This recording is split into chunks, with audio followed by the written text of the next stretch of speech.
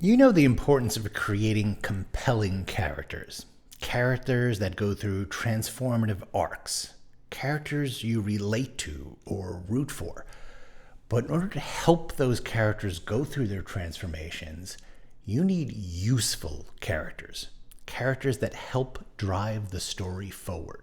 A lot of people think that writing is just sitting back and imagining and letting their dreamy visions flit around like butterflies and then catching them. And sure, that's part of it. That's the fun part, but most of writing is organizing all of those dreamy dreams into a logical structure to form a coherent story. That's the work part. Characters have a purpose. For example, in comedy, you want a side character who's going to escalate things. In Bob's Burgers, that's Louise. Whenever there's a bad situation, she's the one who's going to make things worse. One of the secrets to Seinfeld's success is that George, Kramer, and Elaine were all capable of escalating an already comical situation. That's helpful when you need to do 22 episodes a year. In the world of sci-fi fantasy, there are stock characters you know. The mentor, who teaches the young hero. The guide, a friend in the new world who explains the rules and gives the lay of the land. Then there's the oracle, who gives some kind of prophecy or prediction. In The Matrix, they called the oracle the Oracle. Okay, they didn't put too much thought into the name because they put more than enough thought into the rest of the movie. And making the Oracle a motherly type who bakes cookies puts a spin on a classic character. Not quite what you were expecting, right? And the fact that she tells Neo he's not the one puts yet another spin on the trope and makes you question fate and determinism and all that juicy philosophy that the Matrix tapped into. You'll remember you don't believe in any of this fate crap. You're in control of your own life. Remember? Now, putting a twist on these standard characters is great, but what if you dug a little deeper? What if you combined multiple character types to create a character that really helps you get where you need to go? Let's think about the Harry Potter universe. The character of Trelawny is largely comic relief. In Book 3, she talks about the Grim, which heightens the dangers of the mysterious Sirius Black, until we realize she's completely wrong and Sirius Black is actually on Harry's side. She also serves as a foil to Hermione, who thinks Trelawny is an idiot, preaching nonsense. So yeah, Trelawny is just comic relief and a foil, until she isn't. Tonight, he who betrayed his friends, whose heart rots with murder, shall break free. Innocent blood shall be spilt, and servant and master shall be reunited once more. It's not until a few books later that we realize Trelawny did make one prophecy that Dumbledore actually believed. The one about Harry and Voldemort that set the entire series in motion. That was some nice planning ahead and makes her a pretty useful character. J.K. Rowling was great at this, like planting Scabbers early on, only to reveal his true identity in the third book. It also explains why Ron couldn't perform that spell on the train in the first book. Sunshine, daisies, buttermellow, turn this stupid fat yellow. But if there's one character in the Harry Potter universe that's like a Swiss Army knife of utility, it's Hermione. As every writer knows, getting exposition out is a bitch, but Hermione was always there when they needed to let the audience know something. An animagus is a wizard who elects to turn into an animal. A werewolf has no choice. It was smart making her a... what do you call it? An insufferable know-it-all. Right, thanks, Severus.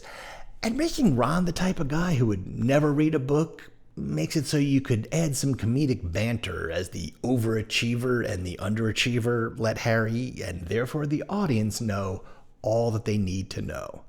Plus, she serves as a moral compass, a love interest to Ron, a platonic friend to Harry, and a clever strategist throughout the series. That is a useful character.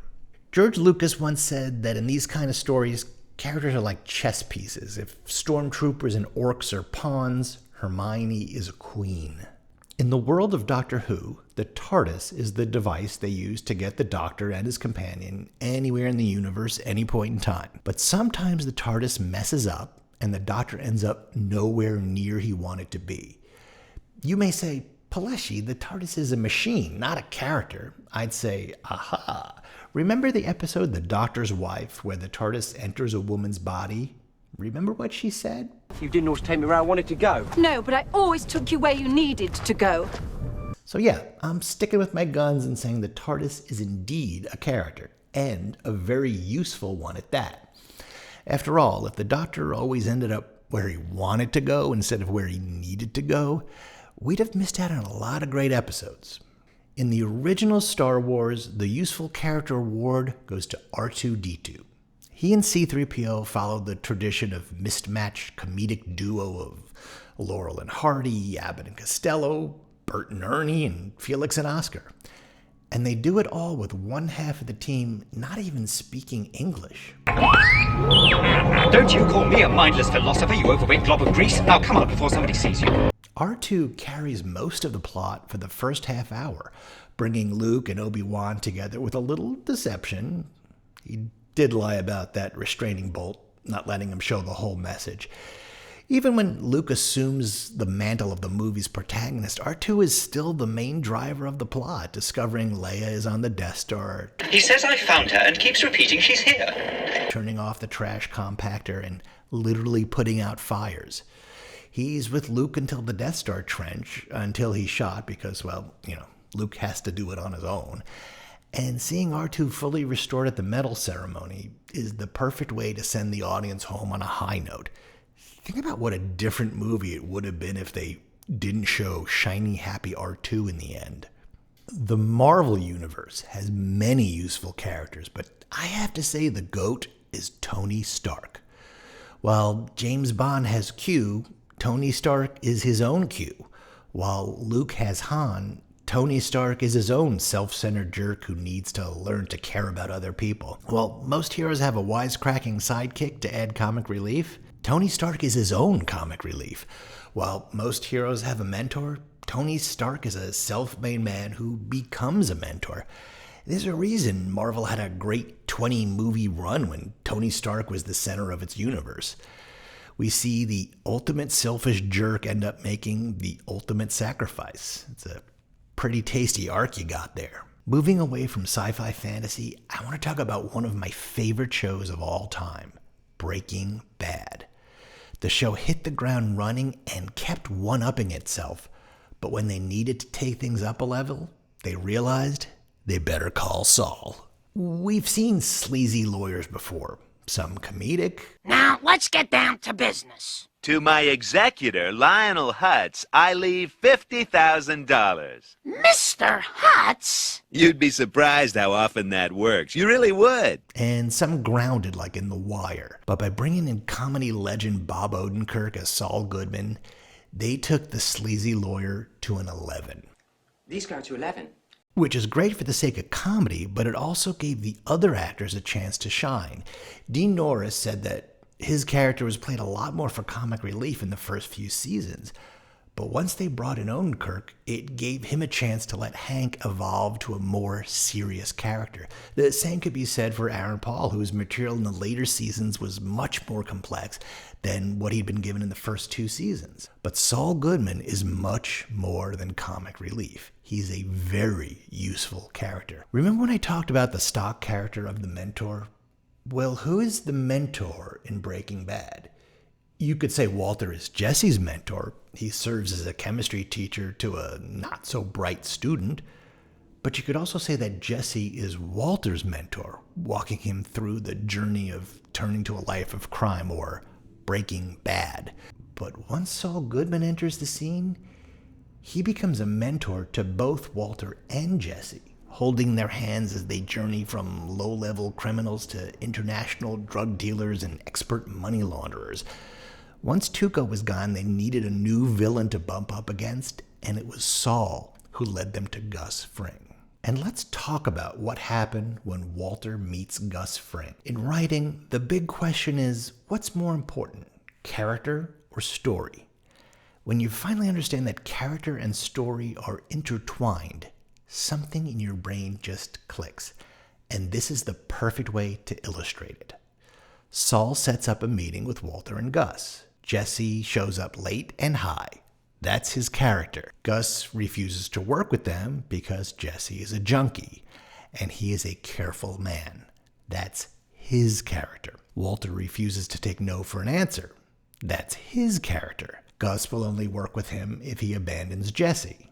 Walt won't abandon Jesse, not because of loyalty, but because he doesn't want Jesse to press charges against his brother-in-law, who beat up Jesse because he snapped, because that's his character. I could go on and on, but you see how every character on this show had complications which caused them to do things other characters wouldn't do, which drove the story forward, which forced the characters into situations that only they would react, which drove the story forward, and so on and so on and so on. So how do you create these kinds of characters? Well, the first way is to put a spin on the tried and true. If you need a mentor, avoid the first thought cliche of an old man with a gray beard. Think of what purpose you need that character to serve and accomplish that purpose in a different way, maybe going against the stereotype. And here's another little trick in my soon-to-be-released novel. Oh, have you written a novel? You hadn't mentioned it. Shut up, jerk. I'm just kidding. That was me talking in a different voice. I was trained in improvisation. Anyway, I'll let you in on a little secret. Writers are not all there. We spend a lot of time in our heads, and we're a little weird. I do this thing, and I'm not the only writer who does this. I talk to my characters. I know it sounds weird, but trust me, if you imagine your characters as a three-dimensional person standing in front of you and you have a conversation with them and imagine how they'd respond, it helps them become more than just words on a page. An early draft of my novel was way too long, and I knew it had to be trimmed down, which is actually a good place to be because you throw out what doesn't work and just keep the good stuff, which makes the newer, shorter version much better. In stand-up comedy, they call 5 really good minutes a tight 5, meaning 5 minutes with no waste. But in order to get that tight 5, you could be sure that the comic performed many, many minutes night after night and tweaked it and whittled it down until all that was left was 5 minutes without a wasted word. The same holds true for scripts and novels. In each draft, you have to jettison the weak, so only the essential survives. So anyway, first draft of my novel was way too long, and I realized a lot of characters and a lot of subplots had to go. So I talked to my characters. I basically held a trial and asked them why they deserved to be in the next draft. If they didn't have a good answer, I had one character say, well, I'm smart like Hermione, so I help with exposition, and I'm a love interest to one of the main POV characters. Love interest? That's not enough. You need to be a fully formed character that the POV character happens to fall for. And I'm sorry, but Hermione, you ain't. Another said, I'm a friend to the same POV character, and I've got sass and personality, and I'm kind of comic relief. Plus, you know that special skill that's going to come in handy in the next book? You need me for that. That's going to be a big deal. I said, next book? There is no next book if this book doesn't kick ass. Then another said, well, I'm a friend to the main POV character, and I've got this thing where my father is getting sucked into a criminal enterprise in the next book. Next book? No, the stuff with your dad is way more interesting. I need to make him a main POV character and see him get sucked into the world and make you see it. Only you won't be you anymore. I'm going to combine all 3 of you into one great character. Instead of 3 okay characters, I have a strong-willed, sassy young woman who's got to deal with her father getting sucked into the dark side and is forced to question where her loyalty lies. Oh, she'll lie to herself about him until she can't refute the facts anymore. And she's got that thing that's going to come in handy later on, and the main POV character falls for her. But things are going to get complicated. She's not just going to be some love interest who's there just to give the guy someone to kiss in the end. She's a fully formed person going through her own shit. And she's going to be the perfect foil for Sophie, who's yet another POV character that these three mediocre characters barely knew in this draft. Now, they have a complicated relationship that will force both of them to look inward and deal with their shit that neither one of them has bothered to deal with until they have to. They're gonna go through some stuff. So there you have it. Three just okay characters with just okay reasons to be there become one really strong, kick-ass character who's complicated and doesn't just live in the story. She helps drive the story forward because story and character are intertwined, and having useful characters really comes in handy to drive the story forward, which makes the character more complicated, which drives the story forward, which makes the character more complicated, which drives the story forward, and oh, you get it.